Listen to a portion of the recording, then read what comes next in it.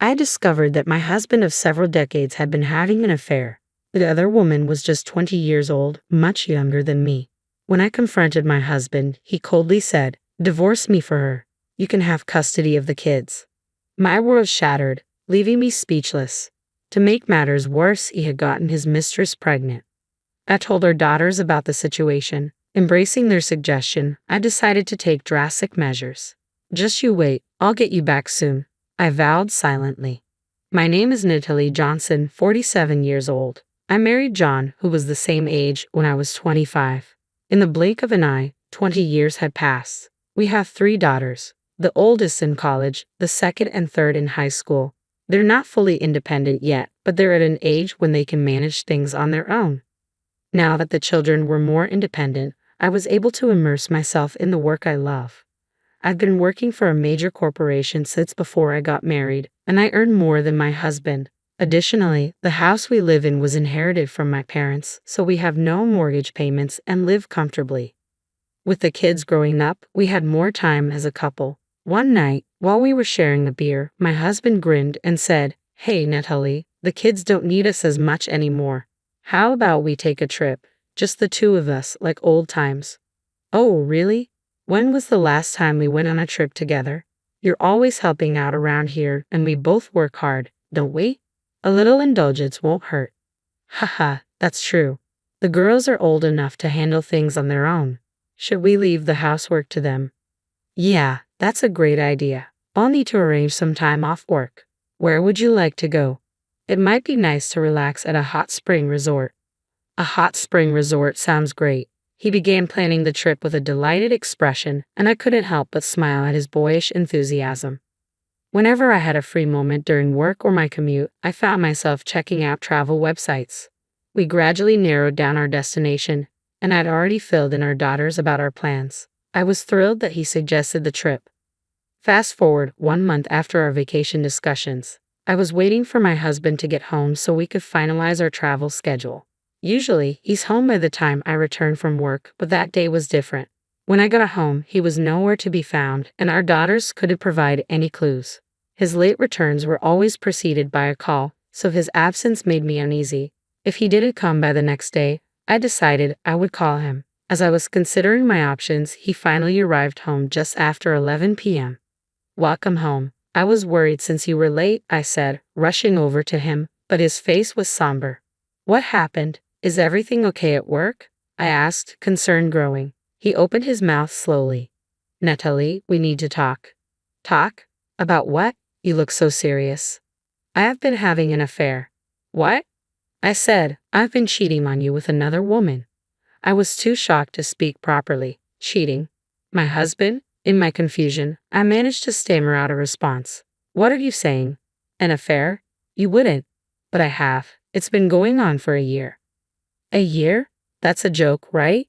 You showed no signs." "I tried my best to keep it from you. Meeting her after work when you were working late, telling you I was working on weekends when I went out." "No, that's a lie. You wouldn't." My husband grabbed both my shoulders, looking straight into my eyes. "I'm really sorry, but there's no turning back now." "What do you mean, no turning back? Stop kidding around. We've been together for 20 years, haven't we? Anyway, that's the situation. I want a divorce for her." "A divorce for her? What the heck is going on? We were just talking about going on a trip together, weren't we?" "I'm really sorry." I couldn't comprehend what he was saying. Has my husband been replaced by someone else? Tearfully, I confronted him and he began to explain the situation. According to his story, the woman he was cheating with was a junior at the same company, barely 20 years old and a temporary employee. She had started working there about a year ago, and he became her mentor. Their professional relationship evolved into after-work tutoring sessions and coffee breaks together. Eventually, they started going out for dinners and a romantic relationship developed. "She's so innocent, cute, and she depends on me." "You must be joking, and she's 27 years younger." He spoke of her charm, leaving me feeling inadequate. Then he dropped a bombshell. "Remember I mentioned wanting a divorce for her sake? Truth is, she's pregnant." "What? Pregnant?" "Yeah, so I think I should take responsibility and marry her. Thankfully, our girls are becoming more independent." "Hold on a minute. That doesn't matter, right? Those girls are our daughters, you know." Don't worry, I'll give you custody. What? As we're having this crucial conversation, my husband's eyes gleam with a calm smile. Does he really think that offering custody will make everything okay? I felt like he was mocking me, and the sadness I'd been feeling began to morph into anger. Before I knew it, I was shouting louder than I ever had before. Don't be ridiculous. This is too much. There's no point in saying that, right? The life that's about to be born means everything to me now. Then why did you suggest we go on a trip as a couple? I was really looking forward to that. I didn't know she was pregnant at the time. So if she hadn't gotten pregnant, you would have continued cheating on me in secret. Is that it? Well, anyway, I'm bringing her over tomorrow. Let's discuss everything then. He quickly changed the subject, handing me already filled out divorce papers before rushing to the bathroom. What on earth is happening? He drops the bombshell of an affair out of nowhere, then mentions she's pregnant. How much more can he humiliate me? I had prepared dinner for him, waited anxiously, and now I felt utterly foolish. Chaotic emotions swirled within me, but no matter how furious I became, the situation remained unchanged. I decided to confront my husband's affair head-on. The next day, as he had promised, he brought his mistress over. I instructed our daughters to stay in their rooms and had my husband and his mistress, who introduced herself as Lisa, sit on the couch. I am truly sorry for all of this, Lisa said, bowing her head as she sat down. Your apology doesn't change anything. My husband and I have 3 daughters, I replied firmly. I understand that, but for the sake of our child in my womb, could you please divorce John? Lisa requested calmly. What? Why should I destroy my family for your child's sake? I couldn't believe her audacity. Anger surged through me, and I raised my voice. This is absurd. Lisa looked shocked, covering her mouth with her hand. My husband turned to her with concern. Hey Lisa, are you okay? I'm sorry, John. I'm feeling a bit, must be morning sickness, Lisa said, her voice wavering. Right. What do you need? Should I show you to the bathroom? John asked, concern in his voice. Thank you. Could you show me the way? Of course, come this way, John replied, displaying a level of gentlemanliness I hadn't seen in him before. He helped Lisa to the bathroom, looking uncertain. When she returned, John said gently, Lisa, take it easy, okay? Our precious little baby is inside you. Yeah, sorry. Natalie's outburst caught me off guard, Lisa responded. I'm sorry too. If she had agreed to divorce right away, we wouldn't be in this mess. No, it's okay. This is a challenge we have to face together, Lisa said with a smile, and they held hands, creating a scene reminiscent of a movie. In that moment, my feelings toward my husband hardened abruptly. If only you had agreed to an honest divorce. What? You think this is my fault? You're the one who cheated on me in the first place.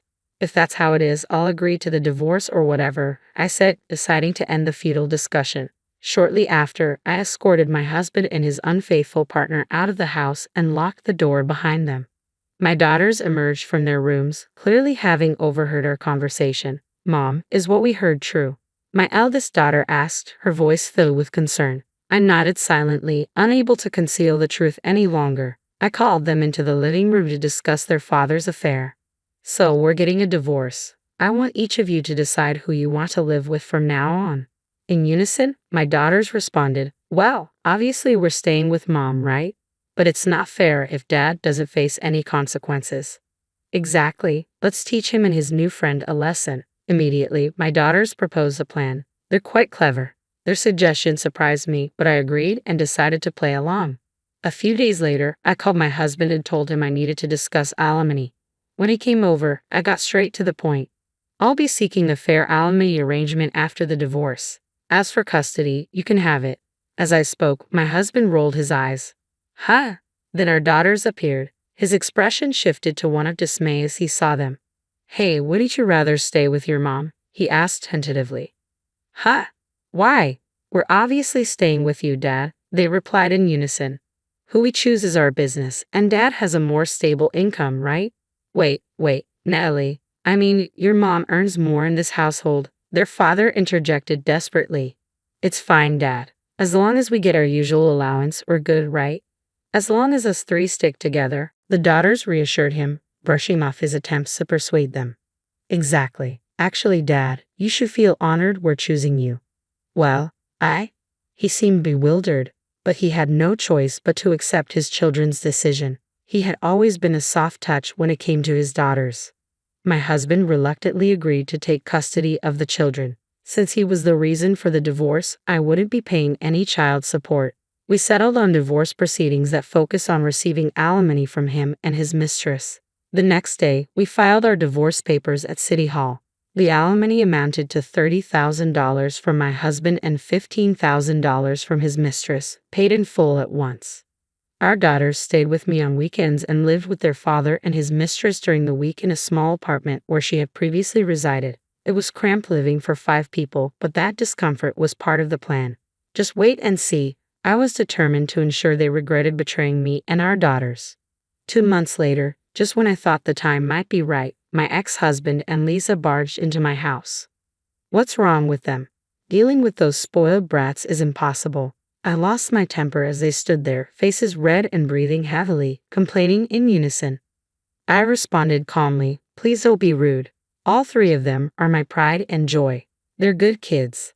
Don't give me that. What makes them good kids? All they do is complain about wanting expensive meals or not getting enough allowance every single day. Exactly. And why are we responsible for their tuition and textbooks? No one told us about that. Well, isn't that expected? After all, you 2 were their parents. Our home is too small.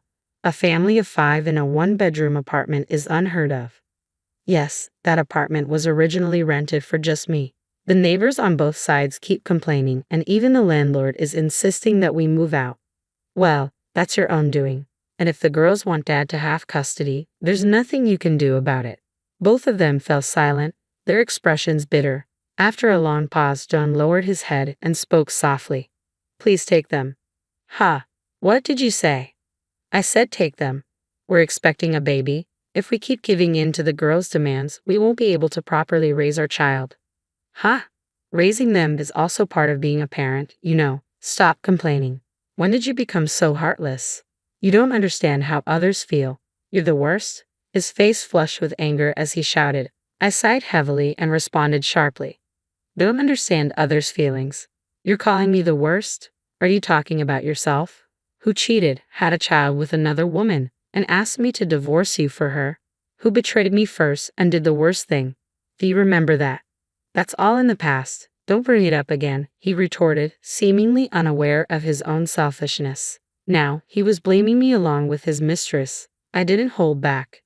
Enough is enough. It's in the past. Don't try to neatly close the book on your own. Do you have any idea how the girls and I felt? We were devastated when you betrayed us. Despite that, you continue to be selfish. But I already apologized for the affair, didn't I? Please just take them in, John pleaded. Fine, I will. I pity the girls for having to stay with someone like you. But in exchange, you must pay child support. Understood? You have a responsibility as their father till they grow up and become independent adults. But on my salary alone, I can't possibly. Enough. Don't play the victim now. You should have thought about that before you got your mistress pregnant. Now leave and never show your face to me again. His face went pale and he slumped where he stood. After hanging his head for a moment, he whispered to Lisa, Let's go home. At that moment, Lisa, who had been silent until then, slapped his cheek hard. Don't mess with me. I ended up in debt even after paying alimony, and now you're talking about child support. This is ridiculous. What are you saying? What's going on, Lisa? What do you mean by lie? Weren't we planning to raise our child together?